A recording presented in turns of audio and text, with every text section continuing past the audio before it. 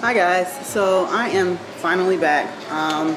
We finally are getting a little bit settled into the new house, and I've cooked several meals since then. However, I wanted to go ahead and redo, because I had already recorded how to make spaghetti from scratch, as far as the sauce and stuff like that. Well, this is one technique that you could use. However, I wanted to go ahead and cover it again.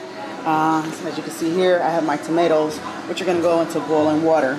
And the purpose of that is just basically to help the tomatoes to soften up a little bit, and also to help the skin to be easier to peel off of these tomatoes.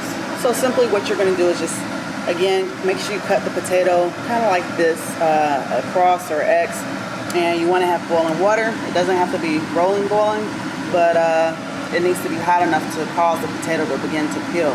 So my water has kind of already boiled to a lower state. I have some other stuff going on, so hopefully this is going to do the trick. I'm going to actually turn this so that way the X is on the bottom, which will cause the skin to peel back.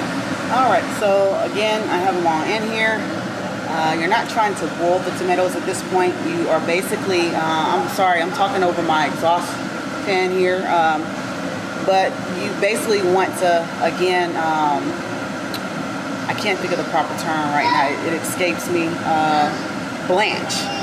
That's the term. You want to blanch the tomatoes. And that's for about maybe 1 to 2 minutes. And then you're going to take them out and put them in cold water. Now, typically you want to have ice with it, and that's to create a shock and to stop cooking. So that will also help facilitate an easier peel. Okay, so these are just this is a snapshot of the ingredients I'm going to be using today. I got my sweet basil, have my garlic cloves, have my carrots, which I'm not sure if I'm going to use all of that because I don't want it to overpower the tomatoes. I have my Italian parsley and ground turkey, and of course the tomatoes that I blanched are sitting in ice. So I'm going to go ahead and chop these up, and in the meantime I'm going to go ahead and put my ground turkey on and let that go ahead and brown. One of the most important ingredients to go in, olive oil. Don't need too much, but we are working with ground turkey, which doesn't really, it's one of the leaner meats, ground meats, so you're going to need a little bit more than what you would for beef or any other ground meat that you would use. So just put a little bit of that in the pan, and then go ahead and add your ground turkey. Season to your desired taste. Alright, so I'm finally at the stage of simmering or stewing my tomatoes. I have my brown turkey here, excuse me. And then I also have my tomatoes, which are going to stew a little bit longer. And I actually went ahead and added the sweet basil, the garlic, some chopped garlic, and some onion. And all of that is just roughly chopped because in the end it's going to end up going into a blender. And I'm going to blend it, not puree it, but I am going to blend it up some so that way it has more of a smoother consistency. And then for the other half of the tomatoes, I am going to basically do a rough chop on those, and I'm going to add it into the actual smooth consistency of sauce, if you will call it. It's my technique. It's not the French, it's not the French technique for making tomato sauce. That technique and process is actually a lot longer and very extensive. But part of cooking and part of being a chef is finding innovative ways and more efficient ways to get, if not the same result, or even better result, and doing less, using less. So I'm going to try this method. The last time I did it, I actually pureed the tomatoes. It came out it tasted pretty good. However, I used too much carrot, which had the sauce look a little bit more on the oranger side. So I want more of a red tint. The carrots will add some sweetness to this, so that's a plus. But yeah, so we're gonna see how this turns out this time, and I think it will turn out fairly well. Either way, we're gonna eat it. So this is also part of being a chef.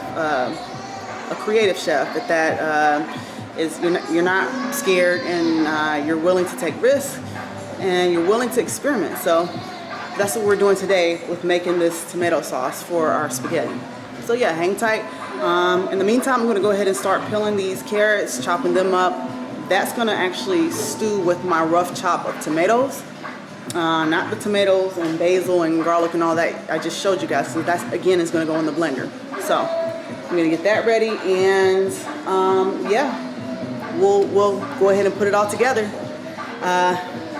Until then, sit tight. Okay, so I got my chopped veggies here that are gonna go in to the sauce. Again, the other stuff is gonna be blended. This is gonna go, I'm gonna saute the everything except for the tomatoes at first for maybe like 2 to 3 minutes, just to kind of bring out the flavor from the veggies, and to kind of a little bit begin to soften the carrots. And then I'm gonna go ahead and add the tomatoes to that, and I'm gonna let those simmer together so that all the flavors and aromas can mix. All right, guys, so there is my saute of veggies. Again, this is onions, chopped garlic, chopped carrots, and I almost forgot one of the main ingredients to any tomato sauce: bacon. When you're doing this, you definitely want to saute your chopped bacon or any kind of slab of pork. You definitely want to saute that with it because it's going to give it that extra flavor. It adds to the actual tomato sauce flavor. So yes, you must add chopped bacon. This is I have one thick slice in here. Don't really need that much, but either that or just some kind of slab of pork. Again, you don't need that much. So and you want to let this saute for a little while. And in the meantime, I'm going to go ahead and get my blender out, so that way I can go ahead and blend this all together, which is the tomatoes. And look at this child here. You guys really don't know how hard it is to record these videos, and you know, when it's all said and done, it looks very simple. However, it takes me on average, no, Carolina. See, let me zoom out here.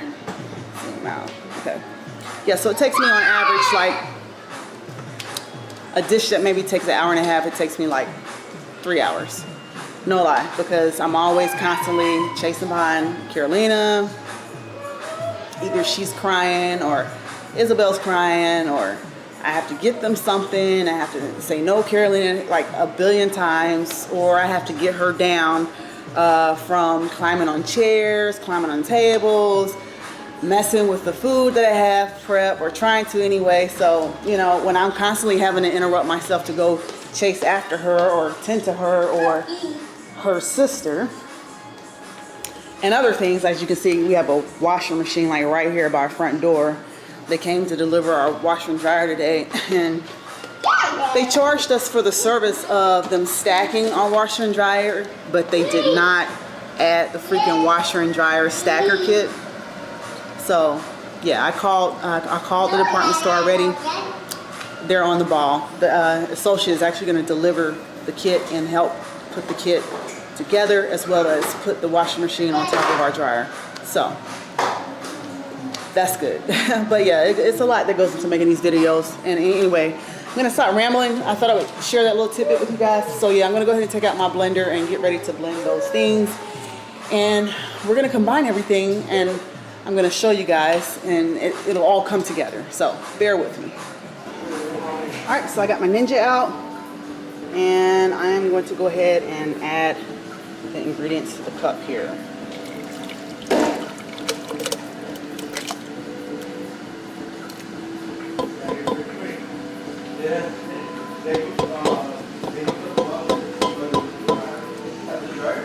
The guys here is to actually help put our washer together.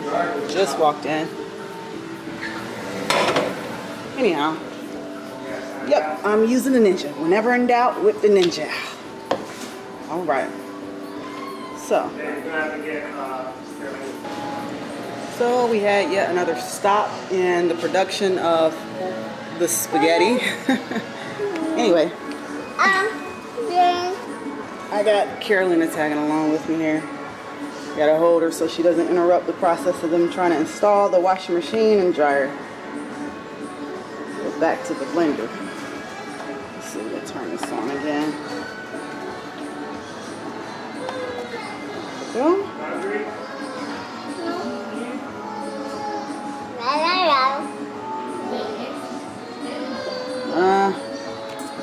Let's do a low blender. That way it doesn't clean up too much.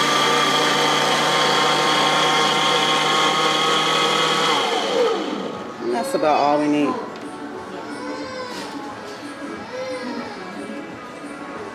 Sorry for the camera movement. I'm holding Carolina. Alright, so I'm going to degrease the pan with a little bit of wine here. White wine, white sweet wine. Won't be specific on what type. A little foggy there. And that's going to add some extra flavor to this profile of spaghetti sauce. Let's go ahead and add our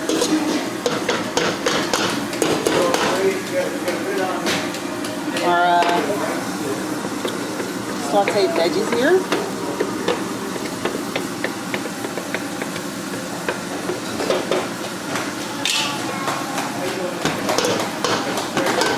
I'm doing this with one hand, guys, so bear with me.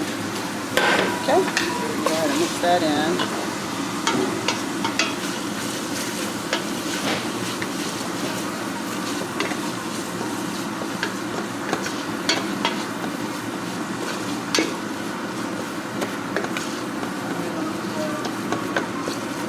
My heat here.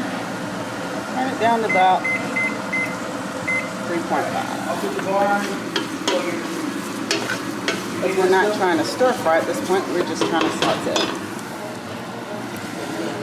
Shrink for the chef.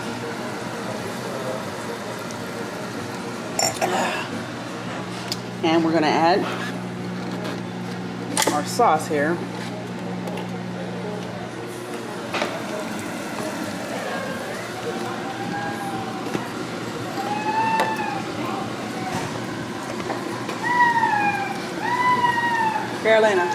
Carolina, what's the problem? Huh? I'm gonna set this up on a tripod, guys.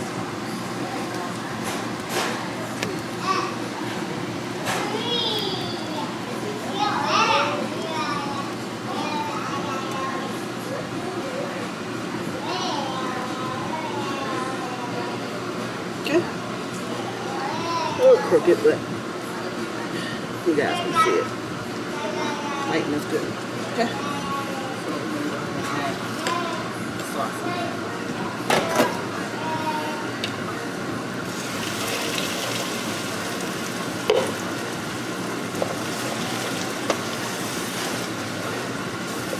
The color is still coming out orange. The orange color. Probably because I let it go for too long in the blanch. Well, not necessarily the blanch, but the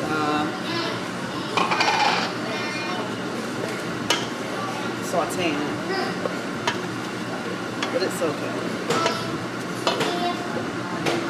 Some sauces are orange with that, especially the vodka ones.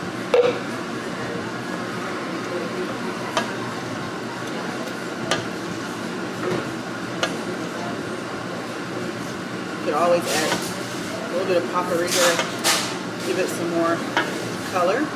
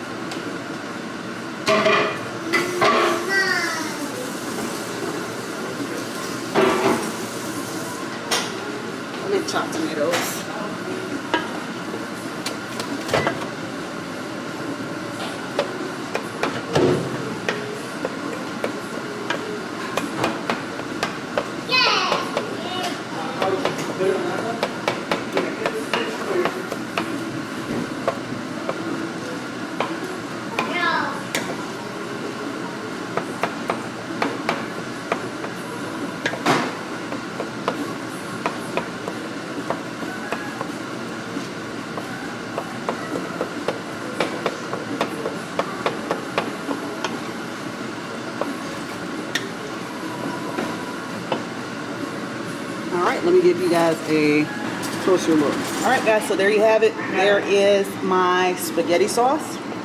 I did add a little bit of paprika to it and some more of my seasoning so I can actually season the sauce rather than just the meat.